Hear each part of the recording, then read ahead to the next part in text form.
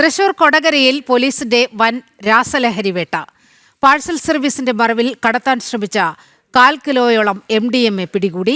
സംഭവത്തിൽ എടമുട്ടം പുളിഞ്ചോട് സ്വദേശി മുഹമ്മദ് ഫാസിൽ പിടിയിലായി. ബാംഗ്ലൂരിൽ നിന്ന് എറണാകുളത്തേക്ക് ഐഷർ ലോറിയിലായിരുന്നു MDMA കടത്തിക്കൊണ്ടുവന്നത്. റൂറൽ ഡാൻസ് ഓഫ് സംഘവും കൊടകര പോലീസും സംയുക്തമായിട്ടായിരുന്നു ലഹരി വേട്ട നടത്തിയത്.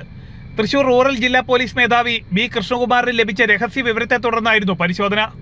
ദേശീയപാത പേരാമ്പ്ര ഫ്ലൈ ഓവറിന് സമീപത്ത് വെച്ചായിരുന്നു വാഹനം പരിശോധിച്ചത്. ലോറിയിലെ കാർഗോ ബോക്സുകൾക്കിടയിൽ ഒളിപ്പിച്ച നിലയിലായിരുന്നു ലഹരി മരുന്ന്. കളമശ്ശേരി ആസ്ഥാനമായി പ്രവർത്തിക്കുന്ന എയർ കാർഗോ പാഴ്സൽ കമ്പനിയിലെ ഡ്രൈവറാണ് പിടിയിലായ മുഹമ്മദ് ഫാസിൽ. 198.3 ഗ്രാം MDMAയും 4 LSD സ്റ്റാമ്പുകളുമാണ് പിടിച്ചെടുത്തത്. ലഹരിമരുന്നും വാഹനവും പോലീസ് കസ്റ്റഡിയിലെടുത്തു.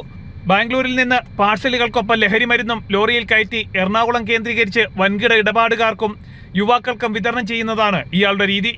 നടപടിക്രമങ്ങൾക്ക് ശേഷം പ്രതിയെ കോടതിയിൽ ഹാജരാക്കി. ജനം, തൃശൂർ.